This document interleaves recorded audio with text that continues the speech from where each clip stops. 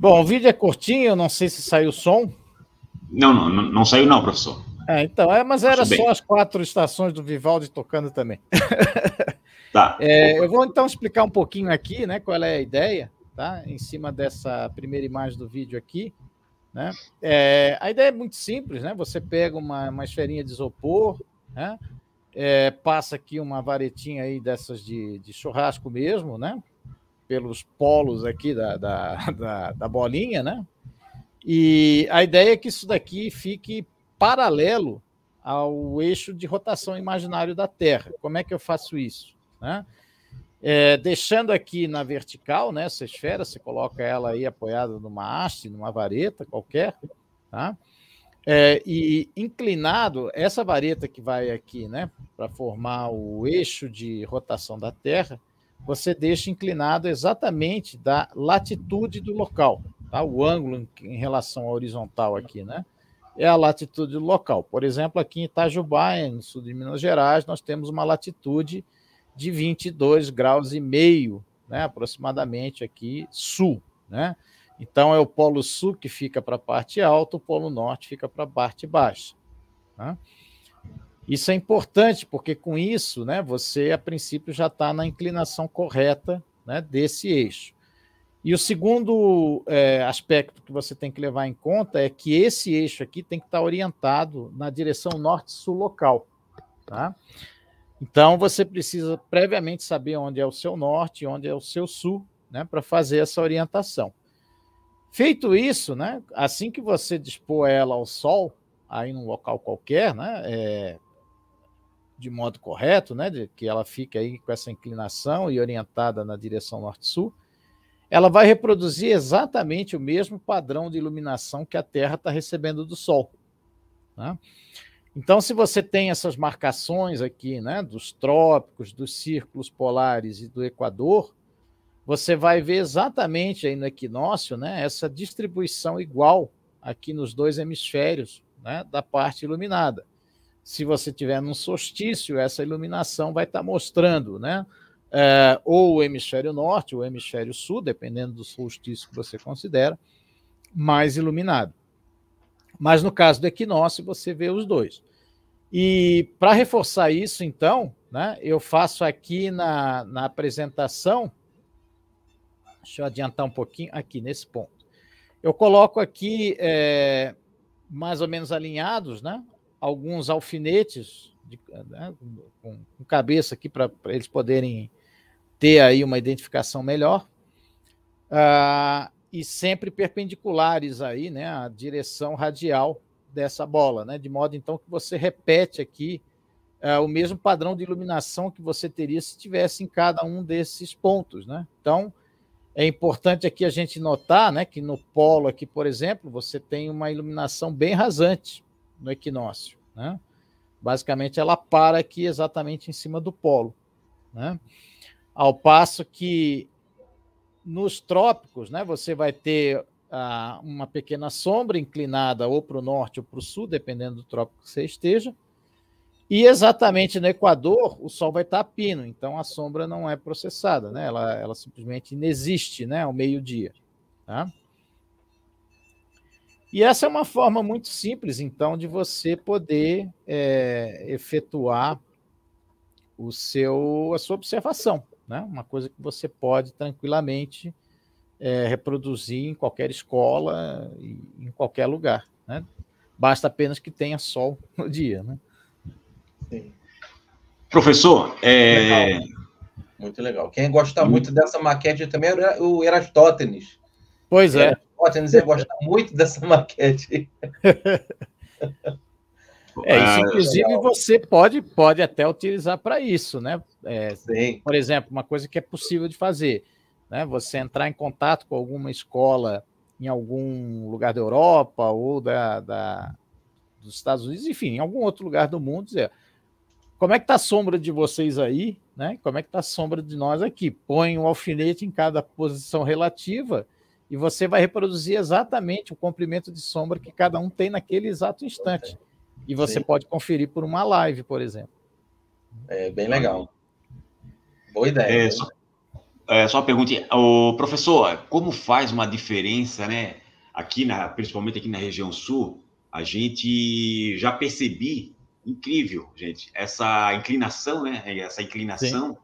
Tu já sentiu ali que o vento ficou mais frio, as coisas já ficaram mais frias, a mudança Ventinho sul já está pegando aí. Exatamente, rapaz. Aí eu disse assim, como foi certinho, rapaz, essa inclinação, e a noite já ficou mais fria. A noite, tem dado uns dias quentes até, mas chegou a noite e tá frio hoje.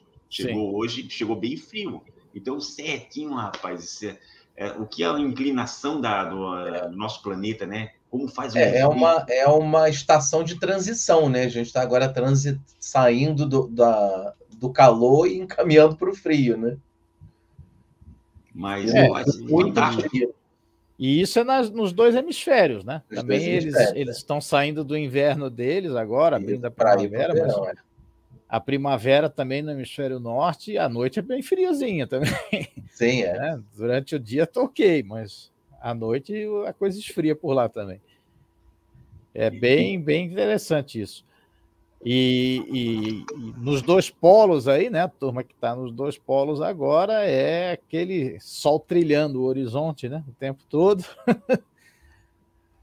Fica claro, mas é aquela claro assim, ou de anoitecer ou de amanhecer, né? E o sol trilhando no horizonte o tempo todo. É o sol da meia-noite, né? Exatamente. Vou falar aqui o pessoal aqui do chat aqui. Pessoal, se vocês quiserem deixar algum comentário também a respeito aí, né? Do que o professor falou agora, fica à vontade aí, né? Algumas perguntas, né? Às vezes o pessoal pode ter alguma pergunta aí, fica livre aí para as perguntas também, tá? Qualquer coisa aqui eu passo para o professor e para a gente ver, né? Cada um tem a sua opinião, né? Do local que mora. Acho que é interessante também a gente saber. O professor tem mais uma apresentação, né, professor? Não, na verdade são imagens, né? Que assim, sempre junto aos equinócios, né, surge a oportunidade para quem gosta de astrofotografia, né, fazer observações dos satélites geoestacionários, né?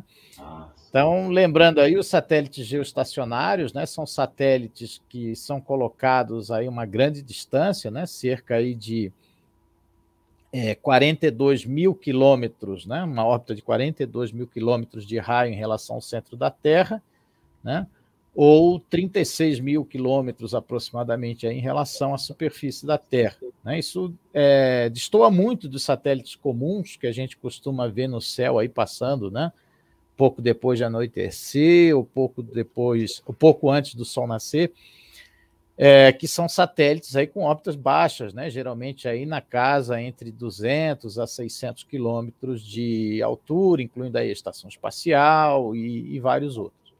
Os satélites geoestacionários a gente não consegue enxergar porque eles estão muito distantes, o brilho é muito diminuto, só com um telescópio razoável você conseguiria vê-los, né? Normalmente, tá?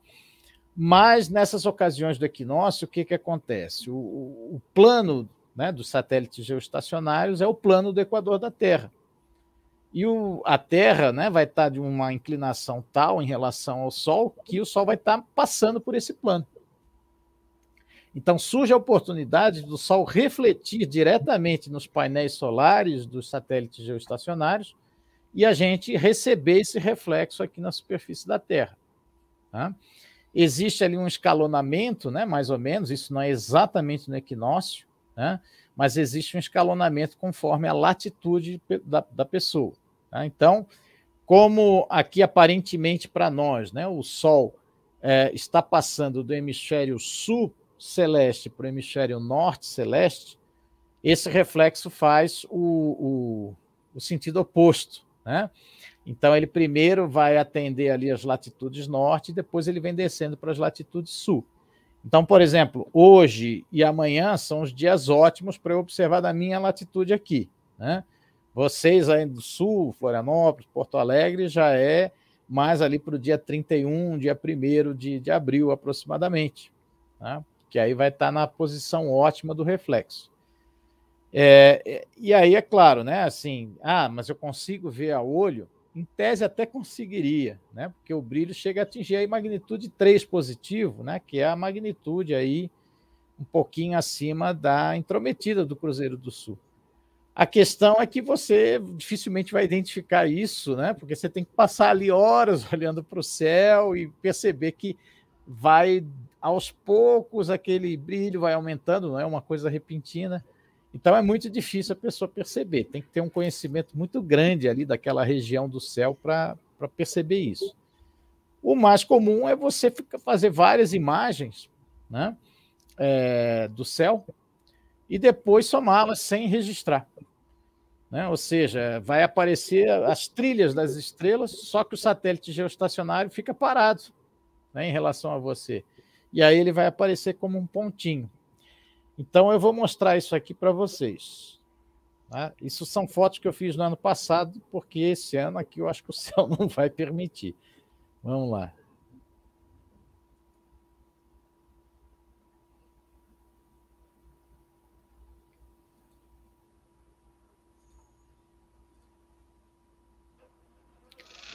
Tá ok aí? Tá aparecendo? Abrindo. Então, essa é uma região bem grande do céu, tá? Eu fiz isso com uma grande angular, tá? Por isso que assim as imagens aqui das estrelas já para o canto aparecem um pouco mais esticada, né, em relação às do centro. E essa aqui é basicamente uma região fronteiriça entre as constelações do Leão e de Virgem. Tá? Eu aqui faço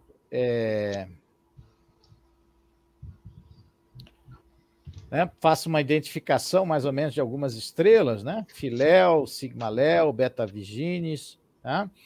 Aqui tem uma ideia da dimensão do campo, né? 5 graus, então esse é um campo bastante grande no céu. Tá? E aí o que eu faço então? Né? Eu pego e faço várias imagens desse campo, né? A Terra vai girar, então para mim esse campo vai se deslocar, enquanto que os satélites geoestacionários ficam parados. Tá? Então é isso aqui que acontece. Né? Essas trilhas aqui que estão segmentadas é porque eu faço sequências, né? E paro, faço sequência e paro. Tá? Mas essas trilhas segmentadas são as estrelas do céu, né? Estrelas de fundo, que a gente chama. E esses pontos que aparecem aqui, ó, são os satélites geoestacionários. Tá? Eventualmente pode aparecer um risquinho. Por que aparece um risquinho?